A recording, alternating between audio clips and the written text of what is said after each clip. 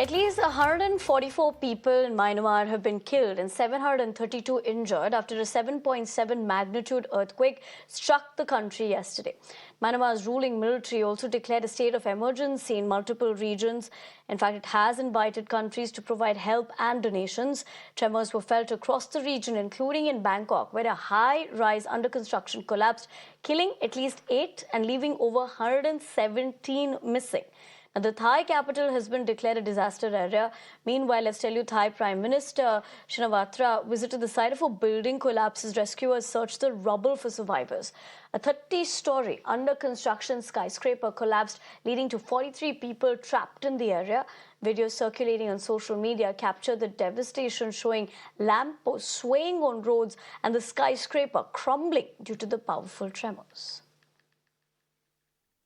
Well, this was an absolutely huge shock here. I was sitting at home and then I heard what sounded like ticking, and I thought maybe it was the washing machine, but I got up to have a look and the washing machine wasn't on, and it was then that I realized that I was swaying and I was becoming dizzy. And then I heard people shouting and it became clear what it was. So as you can see around me, even now, it's probably 45 minutes on from what happened. People are still out here. These are shop workers, restaurant workers, people from condos, residents, and nobody knows what's going on. No one really wants to go back in, not sure if the buildings are even safe.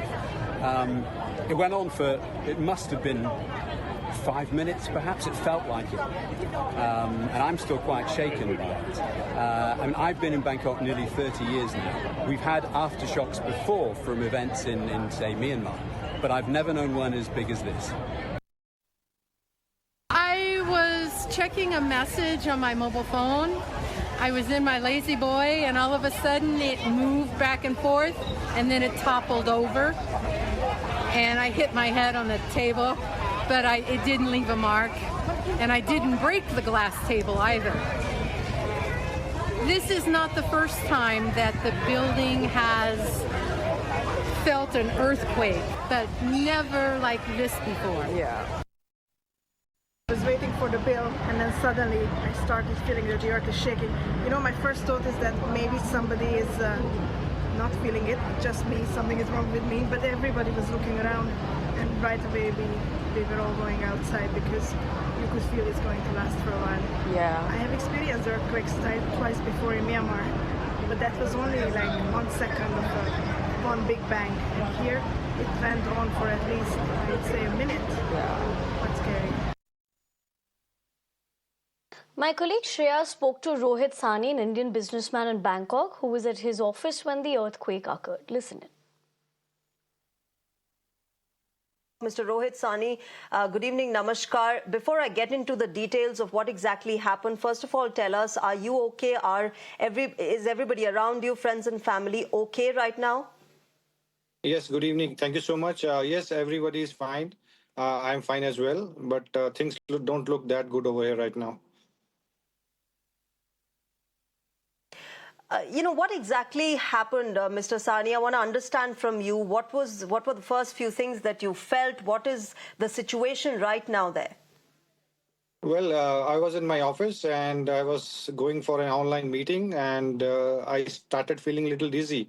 So I thought maybe I'm not well for a second or so, but when it continued, I saw the doors moving and building shaking. I knew it's earthquake.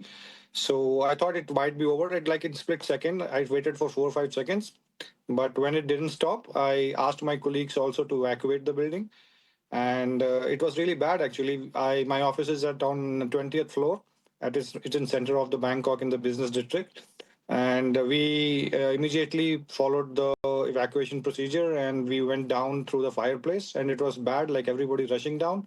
It took us around 10 minutes, and the whole 10 minutes, I think building was shaking actually. It was scary actually. Yeah, I absolutely understand. It is scary. And from the visuals that are coming out of Bangkok, Mr. Sani, there is, massive destruction that has happened as far as infrastructure is concerned. And you said 20th stories where your office is located. Obviously, there has to be a lot of fear and panic right now as we speak among the residents of Bangkok. Oh, there was panic actually because Bangkok has not witnessed anything like that. it's not into any seismic zone, and people would have not understood what's happening. And once they came down, they came to know that it's earthquake, and everybody was on road. And Bangkok is a busy, and we stay in a busy area, work in a busy area. So everybody was on the road. The metros, the train stopped, the buses stopped. There was a little chaos. People didn't know exactly what to do. But I think things are in control. The government officials are working. What I hear is the airport has been closed and emergency has been put. So maybe the news will come, and I think the new buildings which are being built up, they face some, some fractures or something like that. Even my office building, it has been declared unsafe till the structural engineers, actually assess how much the damage is. So we will not be going to office till they do a proper assessment whether it's safe to go back or not. Yeah. You said, Mr. Sani, that Bangkok hasn't seen this kind of a massive earthquake, and such a powerful one at that, for a very long time. And therefore, the question arises, is the infrastructure, the buildings, are they made, or are they at least safe enough, or are they made in such a way that they are prone to be safe from earthquakes? Of course, 7.7 and 6.4 magnitude are very powerful earthquakes. Even if buildings are made in such a way that they will be safe from earthquakes, it has to have an impact. But as far as Bangkok is concerned, do you think the preparedness has been there? I think yes, because otherwise the destruction would have been more, and the casualties would have been more. So I think the damage that has come to the buildings you see that have been falling are under construction only. So Bangkok has a very good safety standards, I think, and the administration, etc. They are very strict about how buildings are, given licensed and how they operate as well. So I think they've been very well designed. But I think maybe you need to check your information as well. The epicenter was in Myanmar. I think you should also check what has happened in Myanmar, because I think 7.5 was there, and what came here was the aftershocks only. Yes, it was the ripple effect. Yes, the epicenter was Myanmar, and that's what we've been telling our viewers. In fact, we had an Indian guest, in our broadcast as well, who joined us from Myanmar and showed us the kind of damage that is there. But obviously, the ripple effect of that has traveled till Thailand. Yes. In fact, Northeast India has also felt tremors because of the kind of ripple effect that this powerful earthquake had. But what are you hearing from the authorities, Mr. Sani? What is the government saying at the moment? Well, I don't have the information from government, but what I read from social media and friends been forwarding, that the government has declared emergency, and I can see ambulances running here and there, and I think hospitals are ready. I think things will be in control. I don't see any challenge for authorities to have.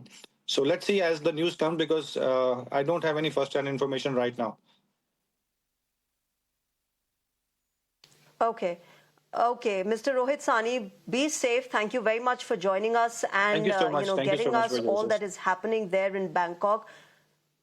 Thank you very much for joining us.